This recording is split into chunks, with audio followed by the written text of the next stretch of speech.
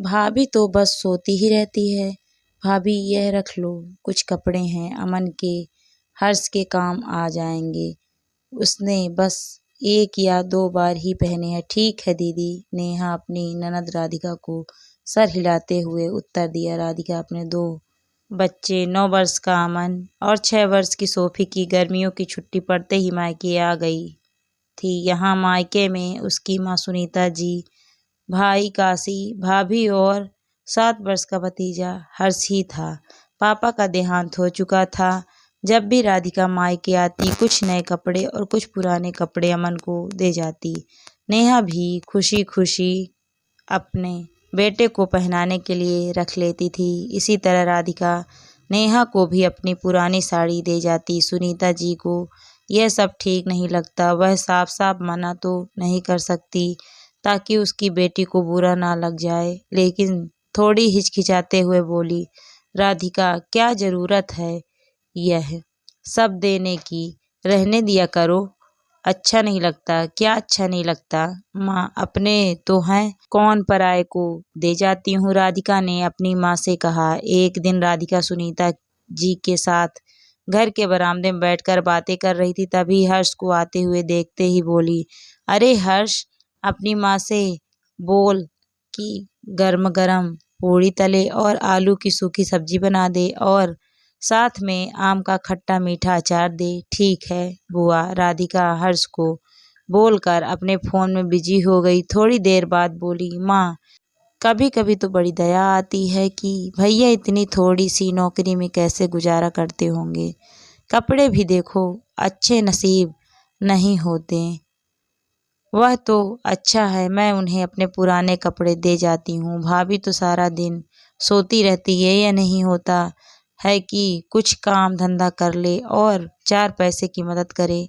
पूरा मोहल्ला तो उनकी हाथ का बना खाने का तारीफ करता है, लेकिन उन्हें ही कदर नहीं है। तुम कुछ क्यों नहीं कहती उनसे? मैं कब तक मदद करती रहूंगी तुम लोगों की? वह थक जाती है बेटा, यहाँ तेरी तरह कहाँ नौकर चाकर है। मैं भी जोड़ों के दर्द से मजबूर हूँ, सुनीता जी ने बहू की साइड लेते हुए कहा। तुमने भी सर पर बैठा कर रख लिया है, लाडली बहू है ना तुम्हारी, राधिका ने मुंह बनाते हुए कहा। और बच्चों की स्कूल की छुट्टी खत्म होते ही राधिका अपने ससुराल चली गई। वह बच्चों की छुट्टी में ही अपने मायके आया करती थी, क्योंकि उसका मायका ससुराल से काफ़ी दूर था, लेकिन फ़ोन में सभी से बातें हो जाया करती थी। आज फिर साल भर बाद राधिका अपने मायके आई। जैसे ही उसने घर के अंदर कदम रखा, घर का बदला हुआ रूप देखकर चौंक गई। जहाँ सीलन भरी दीवार पर कई सालों तक रंग नहीं हो पाता था, आज वहाँ चिकनी पुट्टी और सफ़ेद रंग से जगमगा रही है। पुराने डिब्बे वाले टीवी की जगह 52 इंच की LED टीवी हॉल की शोभा बढ़ा रही है। सामने से नए कपड़े पहन ले उसका भतीजा हर्ष ने आकर पैर छुआ। आशीर्वाद देते हुए राधिका ने सोचा, मैंने तो दिए ही नहीं नए कपड़े, फिर इतने महंगे कपड़े इनके पास कहाँ से आए। राधिका ने जल्दी जल्दी पूरे घर का चक्कर लगाया। किचन, बाथरूम, कमरे, सभी की काया ही बदल गई थी। तभी नेहा चाय के साथ 2-3 किस्म के नमकीन और मिठाइयाँ ले आई और बोली, दीदी पहले नाश्ता कर लीजिए, लो। फिर सभी के लिए काशी आइसक्रीम ले आया। अब राधिका से रहा नहीं गया, बोली, क्या बात है भैया, कि कोई लॉटरी लगी है क्या, या फिर खजाना हाथ लग गया? नहीं राधिका, कोई लॉटरी या खजाना हाथ नहीं लगा, यह तो तेरी भाभी का मेहनत और हाथों के स्वाद का कमाल है। राधिका ने फिर हैरान भरी नज़रों से अपनी भाभी की ओर देखा। तेरी भाभी तेरे जाने के बाद खाना बनाना सीखने की क्लास, वह क्या कहते हैं ना, कुकिंग क्लास, वह शुरू की। यहाँ सभी जानते थे कि नेहा खाना बनाने में एक्सपर्ट है। आज सभी लोग उसे खाना सीखने आते हैं। और हाँ, जन्मदिन की पार्टी, शादी की पार्टी, विदाई की पार्टी, इस तरह के छोटे मोटे पार्टियों के ऑर्डर भी मिल जाया करते हैं। राधिका, भाभी तुम सब कहाँ सीखती हो और बनाती हो? हमारा घर इतना बड़ा तो नहीं है, और कैसे इन सब का शुरुआत की? नेहा दीदी घर के ऊपर छत पर हमने तो बड़े बड़े कमरे बना लिए हैं, बस वहीं पर साथ में 2 औरतों को भी हाथ बटाने के लिए रख लिया है।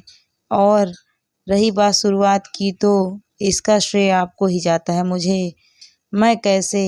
हाँ दीदी, पिछले साल जब आप आई थी तो आपकी और माँ जी के बीच की बातें मैंने सब सुन ली थी। नेहा ने उस समय की सारी बातें सुनी, बस मुझे अपने हुनर की पहचान आपने ही कराई, मगर उस समय मेरे आत्मविश्वास को आपके शब्दों से चोट ना पहुंची होती तो आज मैं सिर्फ घर के कामों में ही उलझी होती। मुझे इस बारे में कोई कुछ बताया क्यों नहीं, नजरें चुराते हुए बोली वह भाभी से।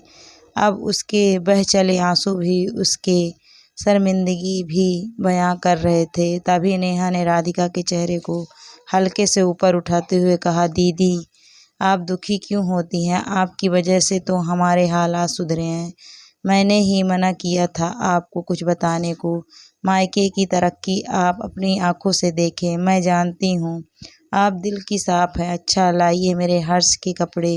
राधिका ने हिचकिचाते हुए सिर्फ नए कपड़ों की पैकिंग ही दी। और अमन के पुराने कपड़े दीदी, राधिका ने उसे देने से इनकार कर दिया। तभी नेहा बोली, अपनों के कपड़े अपने नहीं पहनेंगे तो कौन पहनेगा दीदी, लाइए। बोलती हुई उसने राधिका के हाथों से पुराने कपड़े के पैकेट भी ले लिए। मेरी आत्मनिर्भर भाभी बोलकर वह नेहा के गले लगकर बहुत रोई। यह सब देखकर सभी के आंखों में आंसू आ गए।